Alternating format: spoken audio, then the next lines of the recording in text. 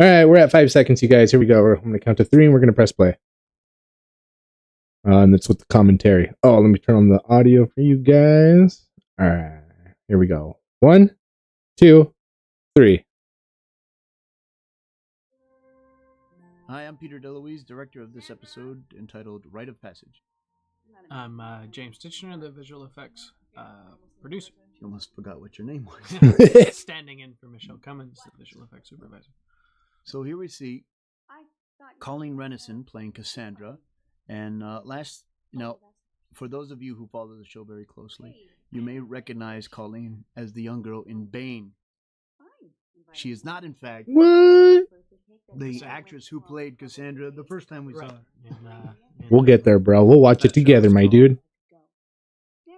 The one where she was the bomb? Yeah. Singularity. Singularity. Oh, you're good. You're good. Oh, I left it open for you. Wow. This is a rare opportunity in which we have we see the Doctor and Carter in a private moment with Cassandra demonstrating teenager type attitudes. She is going to have a piece of birthday cake. I like this chemistry. Terrell came up with that. I love that. Coffee? Yes, please. Love it. Now this was fun. This scene. Now I remember when I first read this, I thought X-Men and the character in X-Men because Storm? Had Or what's her face? From the Kiss. Rogue? From the Kiss, I thought that there was an effect, sort of a backwards effect onto her from the Kiss, but that's not at all what it is. It's the passion. That's right. Yeah, dude, don't watch Origins. You're saving yourself a lot of life. Please don't. The light. This is not something you would typically see on a Stargate because you don't have any of your principal cast in this particular scene, and yet here we have a standard teenager type on the porch kissing scene. And now that's not really that crystal. No, that was a specially designed funky light to create the prism effect on his face. Oh, don't you hate when you're making out with your boyfriend and you light blows up and then you faint and fall on the ground and conk your head? Damn, dude, some kiss, huh? I love that. For her pushing him away like that. Yeah, you must have done something to her. Mm-hmm. What's she doing when she just fell? I kissed her. You kissed her? It's her birthday. Kissed her? Jump on him. What else did you do to her? I didn't do anything. Was there heavy petting? No. Baby, Cassie. Yes. Cassie. She's very good, very strong actress, Colleen. Do you think that it's ever a problem to be sort of replacing actresses with other actresses and such? Like, always the first choice is to go back to what we had originally. Well, of course, because that's the most desirable, because she actually looks like she's supposed to look. Colleen is a local actress, and she's an award-winning actress, and she's very good, and as she proved in Bane, and the original Cassandra was not available at this time. Right. I think she's got her own series now. Right. So this is the problem with doing a series over the course of 5 years. Is facts, people bro. Who were in the first season may not. Usually, I would say you got to check it out in order to say something, but nah, dude, I believe you. Dominic, who was kissing Cassandra, I'm a witness. Richard DeClercq, and we may require his presence at a later time, because he's the established possible boyfriend of Cassandra, but he may not be available. So if you're available, maybe you could be the boyfriend. I could work it out. It would be an interesting episode. But. So Martin Wood shot all these establishing shots of Cheyenne Mountain, and that is the real Cheyenne Mountain in Colorado. I think he spent 2 or 3 days there shooting all those establishing shots. And those poor guards just keep guarding.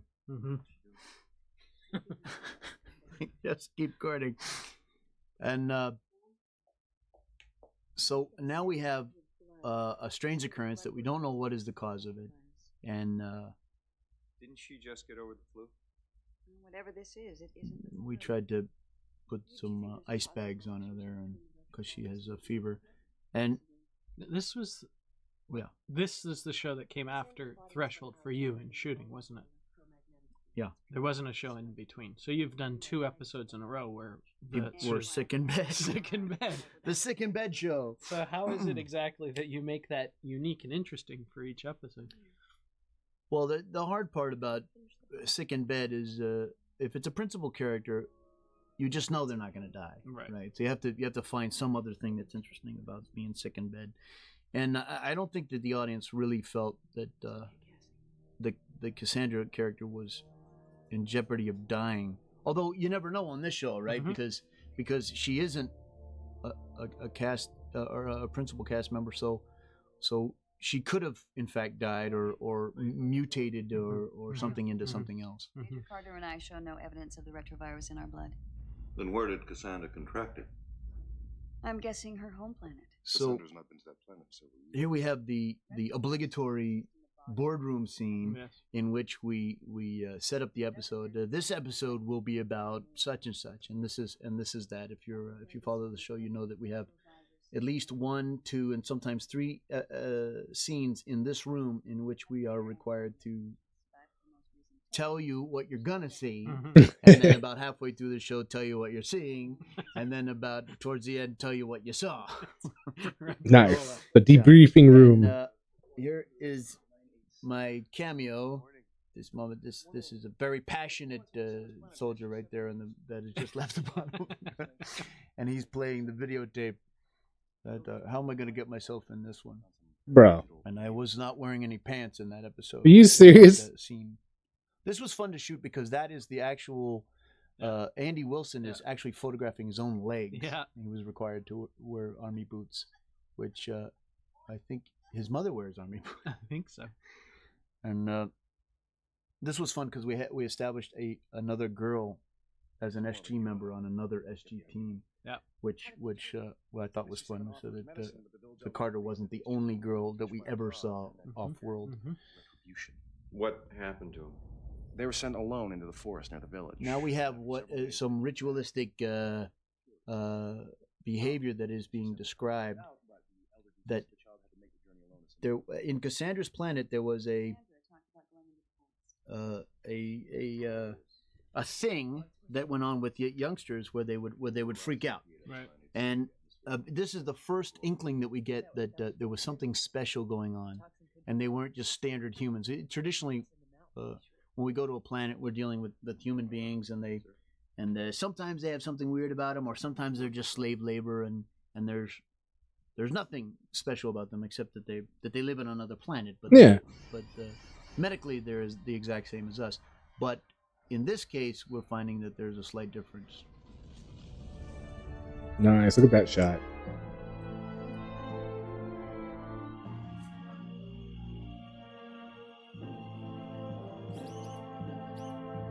There's something.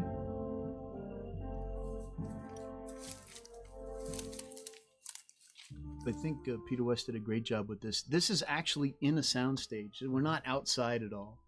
And this... You might not like it, but you'll be like, yeah, it's all right. I'll watch it since there's no other Stargate to watch. It's what the ravers use. Red Dwarf is like Trailer Park Boys in space. So damn, dude. That gets me jonesing, dude.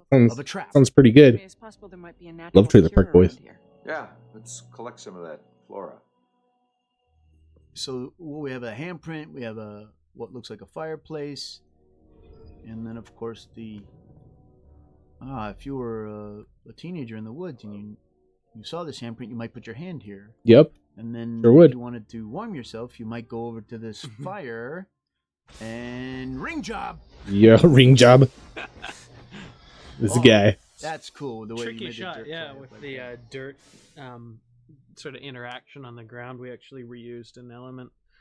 Oh, you guys might have actually shot something. I think you actually did shoot those explosions, didn't you, on the set?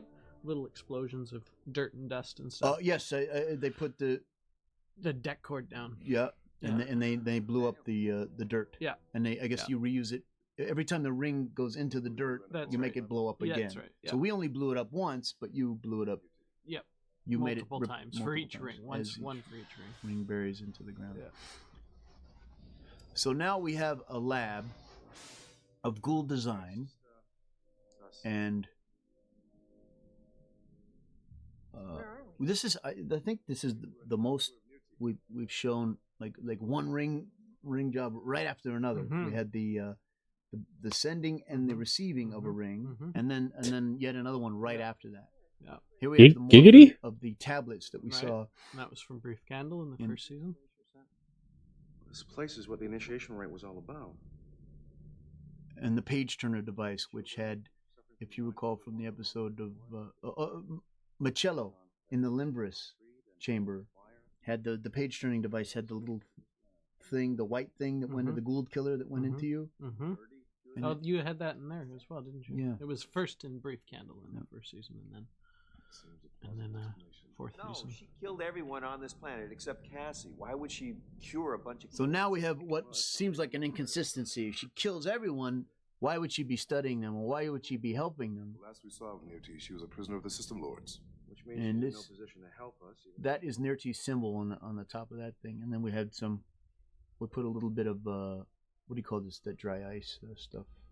Nice. So that's Right, Neardy's yeah. symbol. Huh? That's Those a technical term. little Dry swirls ice, yeah. up there Dry ice on the table. And then these are samples, multicolored samples. The green ones are, of course, snot, and the yellow ones are pee, and the red ones are blood. Let's take it with us. Yeah, of course. Bro. Take it with us. Guard, guard, guard, guard. Just keep guarding.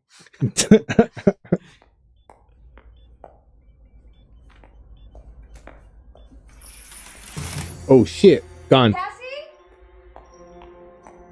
Cassandra? What are you doing? I have to go. Honey, you're not well enough to go I have to anywhere. go into the forest. I need you to get back into bed, okay? You're not my mother. Okay, then what have I been to you these past few years? You don't understand. All right, listen to me. If nothing else, I am your doctor, Cassandra. Now let's go. So what? I care about what happens to you. Honey, don't you know what you mean to me? Don't you get it? It doesn't matter. It's the only thing that matters. Please, let me try and help you. You can't. If you want to help me, then let me go. Okay, just hear me out. Let's get you back into bed. So this scene was 2 weeks later in our lives, and then this, of course, is the EM pulse that emanates from her that causes. Now she's freaking out, and her adrenaline is pumping, and which causes her to have an EM pulse, which blows up the whole. Whoa! Woo! Get it, That's great. bro. And that, of course, is a demonstration of again some sort of unknown power that is coming out of her, which we'll later learn is a Haktar power, or the mutation. Haktua power? Let's hope they find something. Is she getting worse? Oh, Hawktar. She is getting worse. She's blowing up all the lights. We're running out of light bulbs. Get in there now! This is kind of fun because there's no coverage, which I'm sure I don't know. I don't remember if I went to the How Come room for this, but No. this is the old. I'm watching this now and I'm thinking maybe we should have kept the reflections in focus instead of the back of their head. Yeah. But Bro. I didn't do any coverage for this scene, and That's a good point. I didn't even think about that ever. Probably said, "What in the heck was he thinking?" But I wanted it to be about their concern about her. Right. That's why I shot it that way. Wow. Keeping her in the frame. the Yeah. whole time. Commentary's rock, You couldn't dude. do the reverse because you had done that in the previous episode. That exact shot, but reversed. Really? Yeah. with Oh, of Teal'c course, in the right. bed with them. Right, concerned. exactly. I did. Thank you for reminding me. So this was interesting because we needed it to futz. That's right. And we actually had to redo a whole bunch of our playback just to make it look like it's being affected by her. We commonly refer to these playback images as medical generics, and they're not so generic now because they have futzing that are being That's affected right. by her. Usually we can just reuse them episode to episode without having to kind of rebuild them. But this one, Krista McLean had to go through and do it every screen.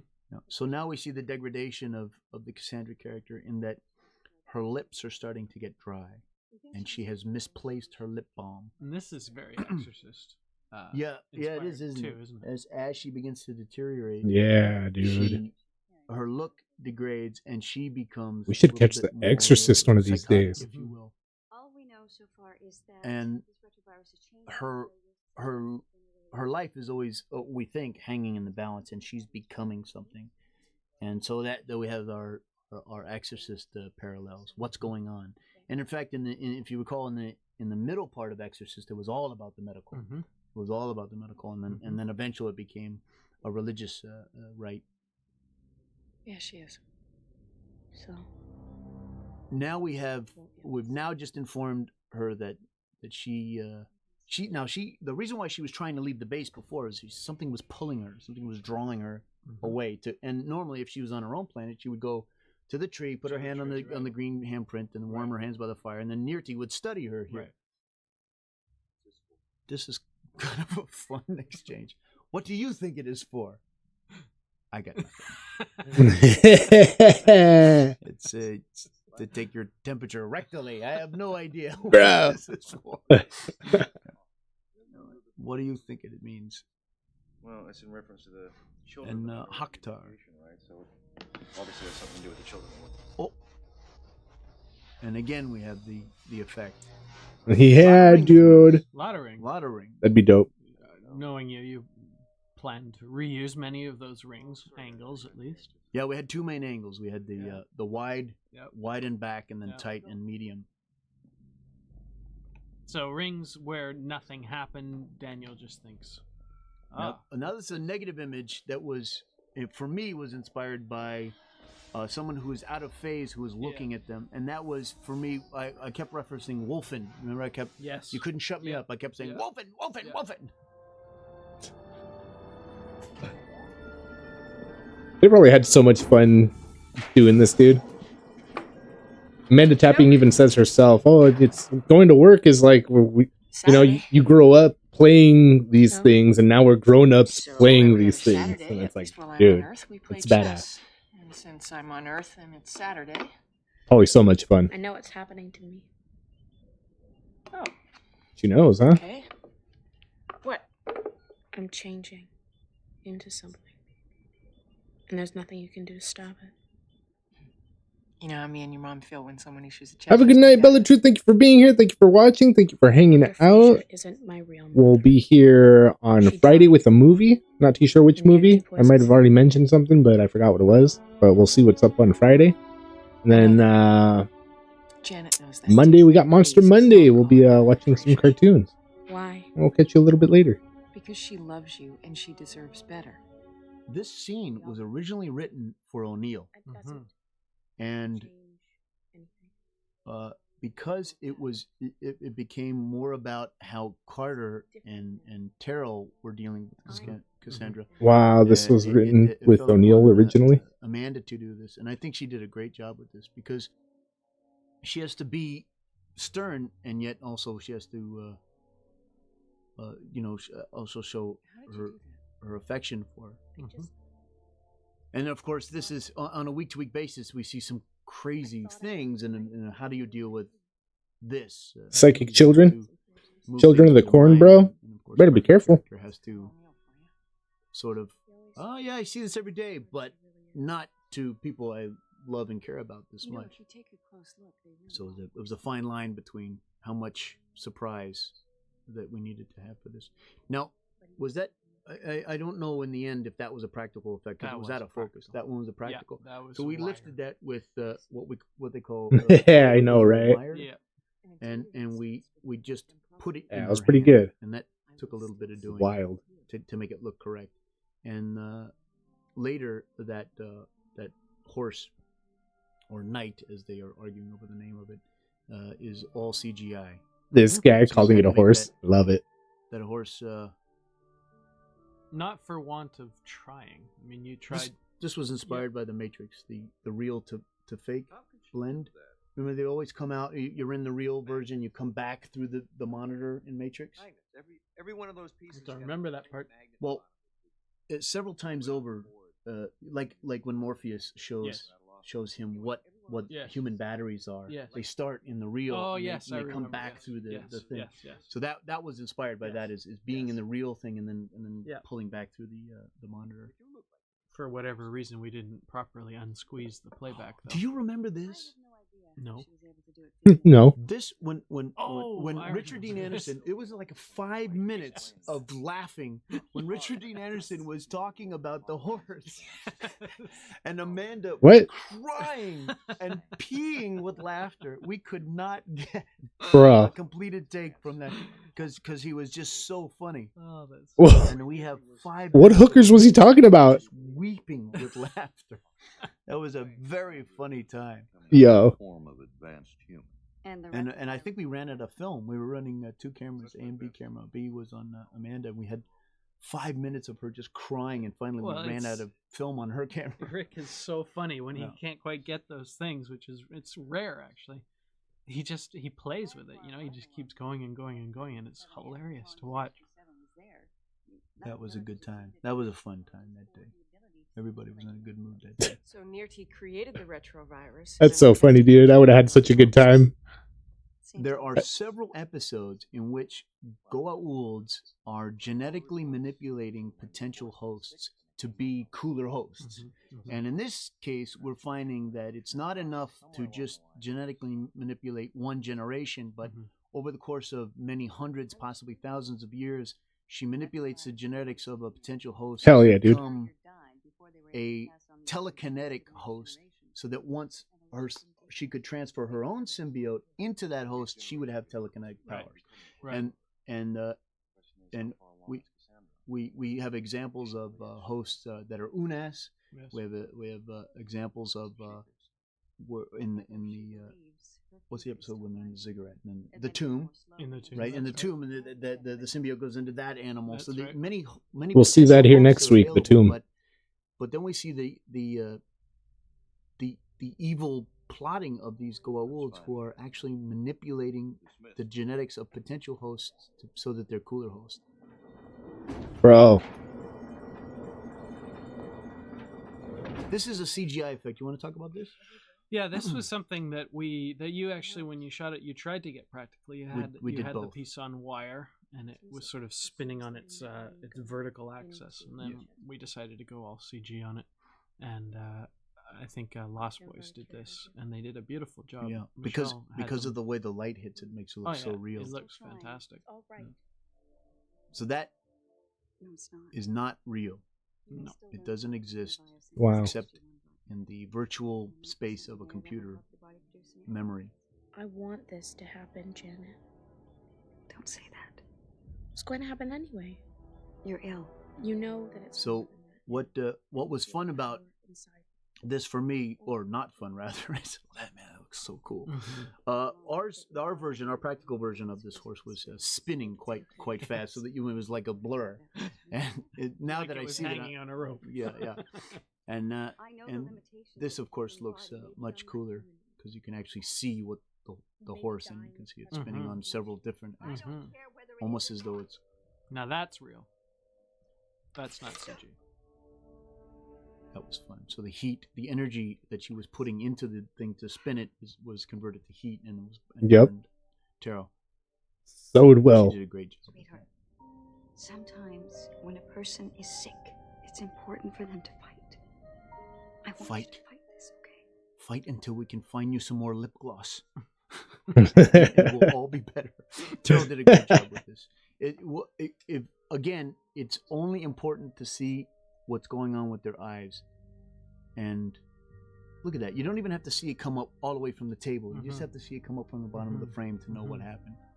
I love that. Great eyeline. She's got a good interocular convergence skill. She's crossing her eyes good, you mean? Yeah, she can look at things that aren't there. She'll be able to control that now. I ran the test. So 3 a lot of times. times when you do so that horse wasn't really there, No. but we required Colleen to slightly cross her eyes so that it looked like she was looking at something very near to her, but there was nothing to actually hold her attention. So Well, that's it. I mean, if you ever try and look at something, you try and look at something in midair, say put your finger out and then pull your finger away and try and stay focused on that empty space. It's really difficult to do. It's not that And hard. that's Come what on we're now. constantly asking the actors to do, is to look at stuff that doesn't exist and generally exists in a place that's impossible to look at. fancy practical work. Thank you, Ray. And again, the POV. What did you do here to make that look like that? It was it's a number of different sort of filters and what they're called Vaseline? sparks. Yeah, basically it's a digital Vaseline. Digital looks like a warp and a. That wasn't real. I hear you don't want That to was real. That one was. Company. You wouldn't leave. That's an example of how the practical one was spinning. just spinning. Just spinning. Spinning. Planted the bomb inside me. You wouldn't leave, even though you're. So this is a recall to the original episode of Singularity when she was required to leave Cassandra alone to be blown up, and then when she realized that when she got far enough away from the Stargate that she regained consciousness, it occurred to Carter that the bomb would most likely not go off, and that she was going to take that risk because it was so inhuman to just leave her alone to blow up, and she gambled correctly and waited for the countdown with her, and that's what she's recalling is beautiful, you guys. the bravery that she demonstrated when she gambled and waited for the countdown, the blow up countdown where she eventually didn't blow up in the original episode. Well, when it is time. And a lot of times in stories where one of the characters is slowly dying, you have a scene in which the dying character or the other character who's dealing with the dying person, they make an oath. I will be there when. I will be there when the time comes. Will you be there when the time? Yes, I will go through this with you. You won't be alone at the moment of truth. Damn. And I think that was a neat way to pull that off. Now, that's wild. Calling it the moment of truth. Death. Nirti. We've seen her POV before this, but now we're going to actually get a glimpse of Nirti herself. And it's wild to me. The character of Nirti is played by Jacqueline Zamuda, and she is a feisty, fiery actress. She's a great talent, and I'm always happy to see her on the set because she is so strong. And there she is. Here, I think she was described as being Ninja Gould, right? Yes. So they covered her face somewhat, and because she has East Indian background, they put what looks like a sari type a wrap on her. Well, sari goes over your body, but this is typical of an East Indian or a Mideast feel. Yes. And now we have we're setting up the near miss here. Terrell has forgotten her pass card, which normally she would never do because backtrack and hate it. So tired. Right, she's just fatiguey. And this is a split screen, isn't it? Because we had to make her disappear. So right at the moment when the camera lands, there's a lock, and I think the split is at the door. Yep. Right in the door threshold. So once she disappears, Terrell's free to cross over that door threshold and go in there, and then the camera unlocks. Yep.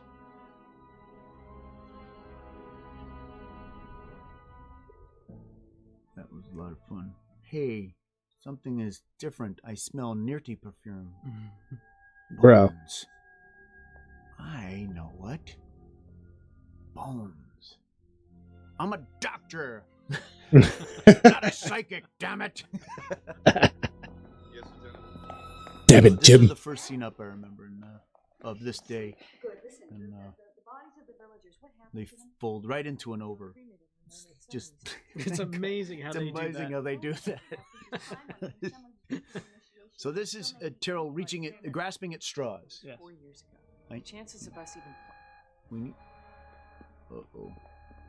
Run, women! Coming around to completely. Bro, you're being recorded right now. You better watch it.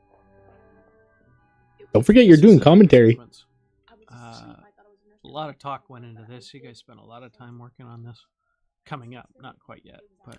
Oh yeah, because it all takes place within like 2 or 3 seconds. Yes, and a lot of stuff has to happen.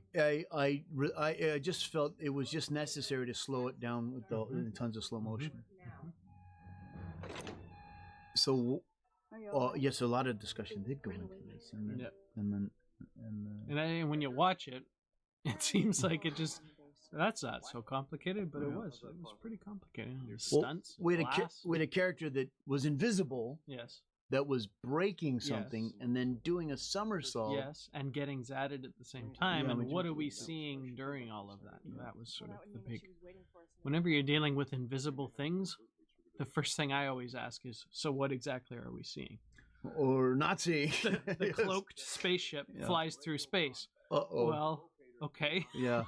Well, cloaked spaceships, for the most part, I've had the same problem when I'm writing this thing. Yeah. You can only show a cloaked spaceship from the inside. It's not a very good cloak if you're seeing the outside of the spaceship. Yup. She was here the whole time you've been back. Or the trick of the cloak, like in Star Trek, when they cloak the ship and they were dropping the whale song with the glass into the top, and Scotty was like half buried into invisibility. And he was beckoning the glass down from the helicopter. Yeah, that's or you bump into it. Yes. That's another way to do it. Oh, we've done those. We did that. We did that in Dead Man's Switch. So this search, clear and search was inspired by a clear and search process that I did in the Rite episode. Right. Where they use the TERs to scan for things that are out of phase, and then as they clear each hallway, they close them off as an effective way of clearing out each floor. So I just kept doing that. Oh, got him. Blast. Yeah. TR, Zat, and then zatting with an invisible person becoming visible, and then the TR and the phasing coming back into phase. There's a lot of little bits and pieces in there. Timed out really well. It worked really well. It's a nice little sequence. Laurie Stewart did the somersault from there, and she actually did that. She did a somersault flip into the thing, and I guess you phased her up and down. I guess you dissolved her up and down. Well, we had not only did we have the TER to have her sort of the cone of the TVR to fly through, but we had the phasing and dephasing mechanism failing. So.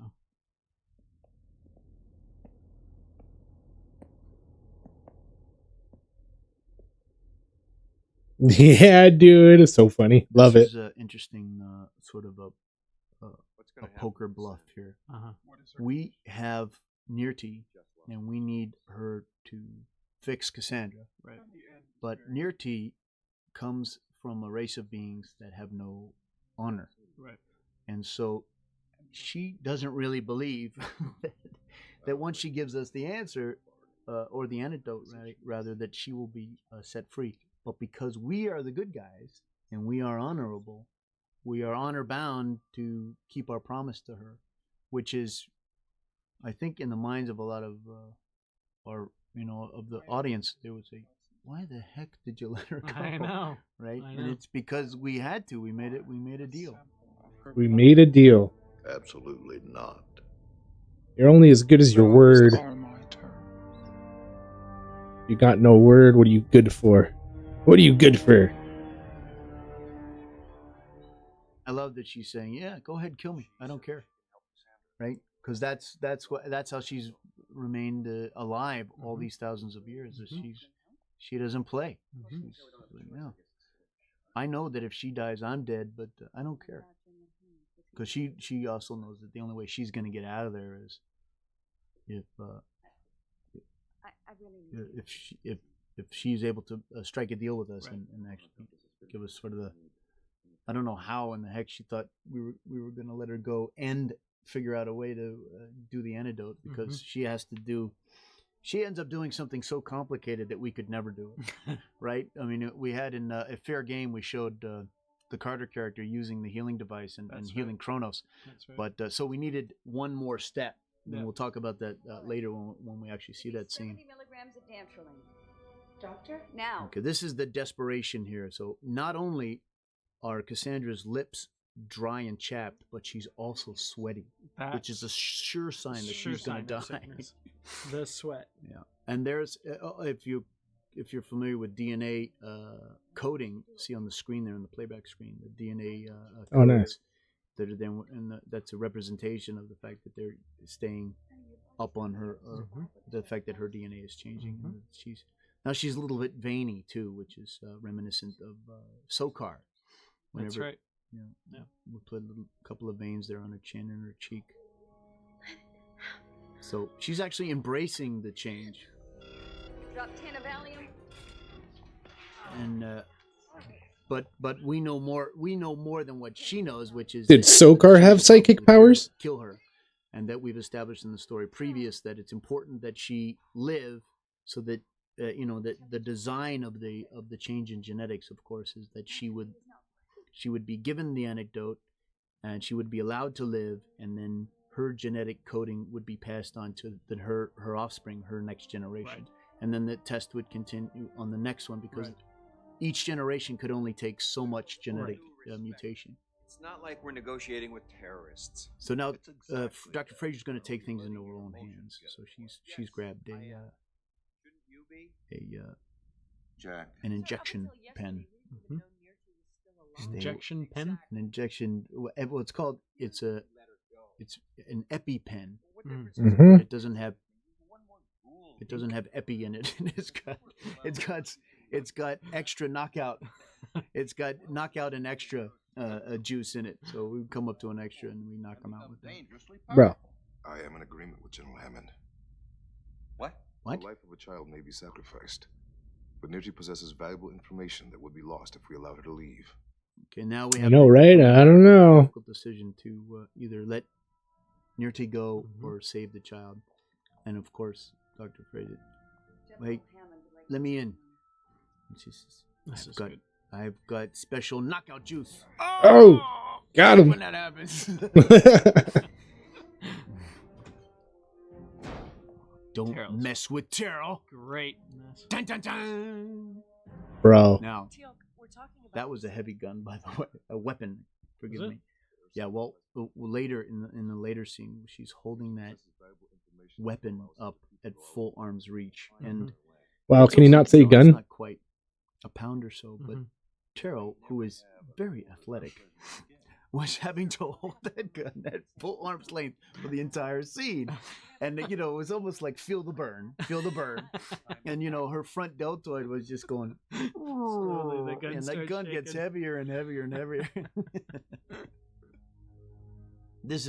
Now, I love the way Don played this. Oh. Now, you know what? See that back right there? Yes. That is not Richard Dean Anderson. That is his photo double. Richard Dean Anderson could not be with us that day. Wow. We had to shoot his close-up on another day. That was like a week later. That's so funny. It's funny, all the little bits and pieces, eh? Yeah. It is, dude. Dr. Fraser, SG1 is already convinced. I think Terrell said, well, I'm going to have to hold this with two hands because I can't seem to hold it up with one hand. Which is fine, because it's the right way to hold it. Yeah, that is the right way to do it. So now it looks like she knows what she's doing. And how do I know you will I love this part too. Don just played it so great. Not enough. Word, not enough. Well, if the word is not enough, then I should remind you that the woman holding the gun on you is Cassandra's mother. Whoa. Ooh, don't want to mess with the mother. That's right.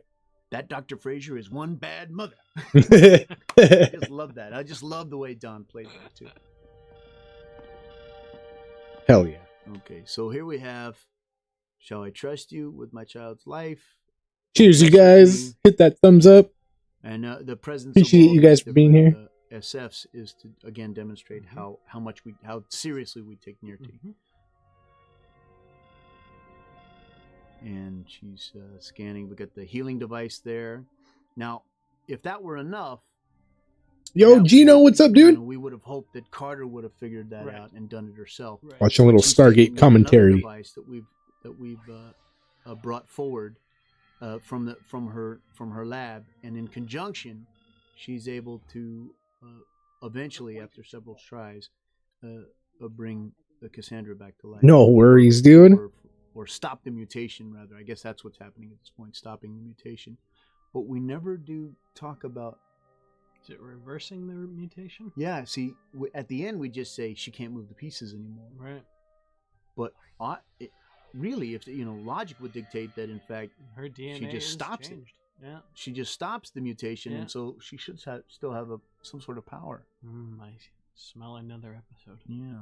Now, what kind of enhancements have you done here? Those are pretty simple glows. I think you guys had a little light, practical light in the pieces, and then we'd take the light and glow them out, literally, and just sort of brighten it and color it and pulse it a little bit. Yeah, buddy. We got movies forever. Too many movies. This woman in Cassandra's, in the character's history, this woman was responsible for the death of everyone on her planet. So it's strange for her to find that, in fact, Nerti has saved her and to watch her standing over her. I have honored my part, and O'Neill reluctantly has no choice but to escort her out of the base and off to wherever she wants to go. And the payoff, of course, is that O'Neill we did the right thing. The girl's alive. We had kind of our hands are tied there. Yeah, you made a deal, bro. You gotta honor your deal. I kept telling that guy, "Look tough." I sort of hope you know what you're doing. It is not my final destination. Without a sample of her blood, I will have to begin my experiment again. This could take hundreds, maybe thousands of years for her experiment to pay off again. So no worries, my dude. Whenever anybody's able to make it, I'm stoked. If you can't make it, it's all good. I'll catch you guys on the next one. And we are honorable, and she's baffled by that. Jacqueline just has such a great face. Yeah, she does, eh? She just, it's like, okay, see you later. Yeah, dude. See you out there in space. And glowy puddle. And then a turn off. And a shut off. Yeah, usually the first thing to go in a budget meeting. Yeah. Reluctantly let her go. And now we have, we don't usually have this, what we call a denouement, which is French for tag, French for the wrap up. The wrap up. The homework stacked up a bit. We needed to kind of get back to the idea that she's okay, and that things are getting back to normal, and that she's a regular teenager again. Teenagers, and also the fun, the girly fun. Stop it! Stop it! Don't tease me! Don't tease me about kissing. I won't be able to move the piece around. Still needs some lip chap though. Well, she's not all the way healed. Oh, okay. She's just, it takes a while for lips to heal completely. And then, of course, the mom shot. I love that we went out on Tara because it's so rare to go out on someone other than Richard.